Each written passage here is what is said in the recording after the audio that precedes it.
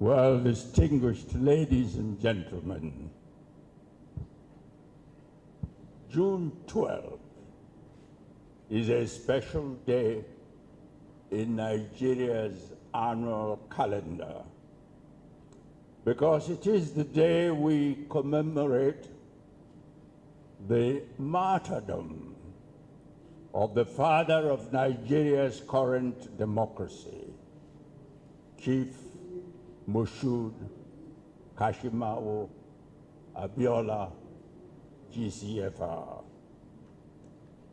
The theme of today's rally, securing the future of Nigeria through a new democratic people's constitution, is very apt. But before my remarks on the theme, I want to briefly tell you the story of my personal interactions with Chief MK Abiola in the last period leading to his tragic death on 7 July 1998. In early July 1994, just weeks after he was thrown into detention by the then Nigeria's dictator, General Sani Abacha, I came to Nigeria from London to see General Abacha, following media reports that Chief Abiola was being tortured in detention and had taken ill. Chief Abiola was known to have won what was universally described as Nigeria's freest and fairest presidential election. The election had been observed by international observers that included Lord George Robertson, a subsequent British government Minister for Defense and Secretary General of NATO, who had assured me of the freeness and fairness of the election. I therefore, as Commonwealth Secretary General, publicly criticized the annulment of that election by the then Nigeria's President, General Ibrahim Babangida.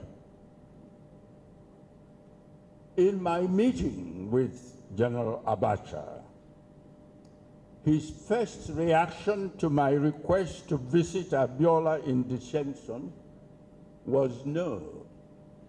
He said to me, "You cannot visit a man who's been charged with treason against his country."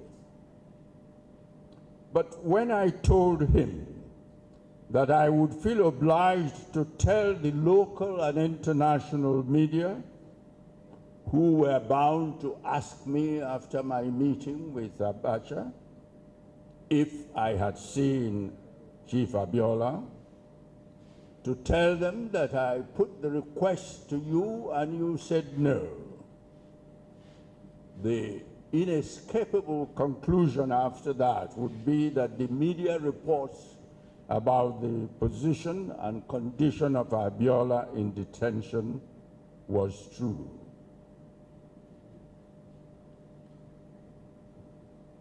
I will leave for another day the story of how a commissioner of police escorted me from the Transcorp Hilton Hotel to the place where Abiola was being detained. In my meeting with Chief Abiola, I discussed and obtained his agreement to my proposal for resolving the national crisis at the time. And thereafter, I put the same proposal to the head of state, General Abacha, and he rejected it, and so continued to keep Abiola in detention. I met with Chief Abiola for the second time in detention at the beginning of July 1998. This time, under relatively happier circumstances, with the permission of General Abdulsalami Abubakar, who had succeeded General Abacha as Nigeria's head of state in June 1998. Indeed, the last photograph taken by Chief M.K. Abiola alive was with me and the then number 2 to General Abdulsalami Abubakar, Admiral Mike Ahigbe. I was indescribably shocked when the head of state telephoned to inform me in London that Chief Abiola, with whom I had met only a few days earlier, and who he, the head of state, had told me was soon to be released, that he had died. May I, therefore, at this point, invite all of you to stand up and observe a 2-minute silence in memory of Chief M.K. Abiola.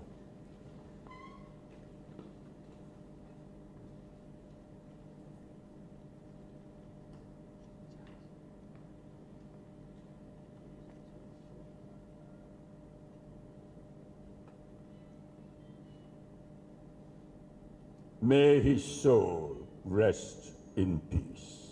Amen. Please sit down.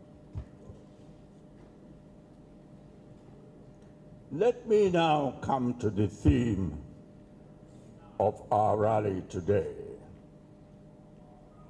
I want to begin my remarks by affirming 2 undeniable basic facts with which I am sure that all our citizens would agree. First, our country, Nigeria, is a pluralistic country.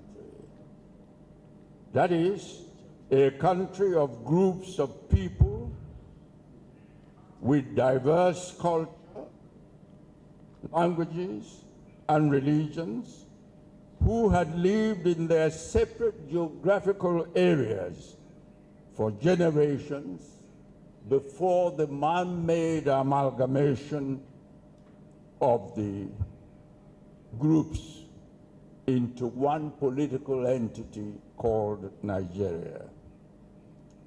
So the country, from its inception, has faced the challenge of how to manage its diversity.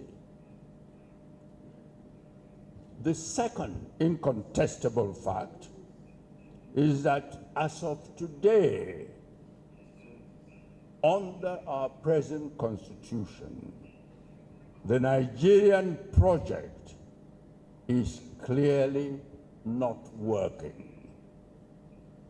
As succinctly summed up by Reuben Abati in his article of last week in This Day, Nigerians, and I like to quote him here, are assailed by high cost of living, crude oil theft, food inflation, insecurity, corruption, divestments by multinational oil corporations, the flight of capital to other countries, the unabating spread of a culture of hate in the country, poor governance, and bad politics. End of quotation.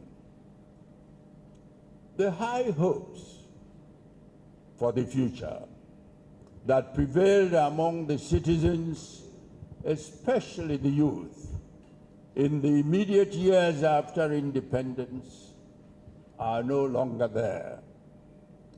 In those years, Nigerians traveled abroad to obtain education or to improve their skills. But now, many Nigerian youth and professionals seek opportunities to go abroad to pursue self-fulfillment. The increasingly popular word Japa did not exist in those halcyon days. I dare say that unless a bold and courageous remedial action is taken now to give the country a new constitution, the Nigerian project will continue to totter towards an eventual collapse. Like Nigeria, there are other pluralistic countries that have faced the challenge of how to manage their diversity. Some of such countries which failed to address their diversity have disintegrated. Yugoslavia broke into 8 independent states after over 100 years' existence as one country. Czechoslovakia separated into 2 countries after about 100 years of existence as one country. East Timor became a separate independent country after so many years of existence as part of Indonesia. And to come nearer home, to Africa, Sudan broke into 2 independent states after about 3,000 years of existence as one country. But other pluralistic countries which consciously and adequately addressed their diversity have succeeded in remaining individual united countries. For examples, Switzerland with its unique constitution, Canada and India with their truly federal constitutions. In Nigeria, our founding fathers recognized the crucial importance of addressing the country's diversity, and so proceeded to negotiate and agree the 1960 and 1963 constitutions, which was a truly federal constitution. As a result, the country was more united and was progressing at a relatively greater pace of socioeconomic development until the military intervened in governance in January 1966 and eventually imposed on the country the 1999 Constitution, which, with the blatantly false claim that the Constitution was made by we, the people of Nigeria. The 1999 Constitution, even as amended, lacks the legitimacy that can only be conferred on a constitution democratically made by the people of Nigeria. We must therefore have a new legitimate constitution that will give us a different governance system that can tackle effectively the myriad challenges currently facing our country. In my view, the new constitution should involve fewer and more economically viable federating units. It should be made by a constituent assembly of persons to be democratically elected on non-political party basis. I would say of 3 persons per each of the 36 existing states and 1 person from the Federal Capital Territory. Their deliberations should take into consideration the 1960 and 1963 constitutions, as well as the recommendations of the 2014 National Conference. Thereafter, the draft constitution produced by this Constituent Assembly should be submitted to a national referendum for approval. And in this way, we would have a legitimate Nigerian citizens' constitution.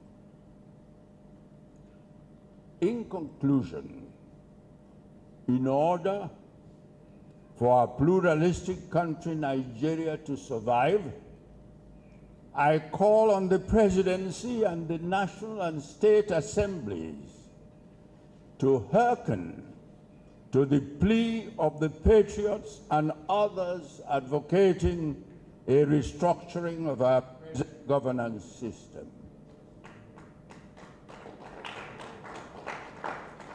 The plea for a bold step to give the country a new, democratically made Nigeria's People's Constitution.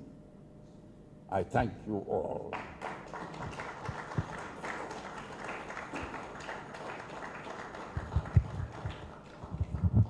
Thank you very much, Elder Statesman, Chief Emeka.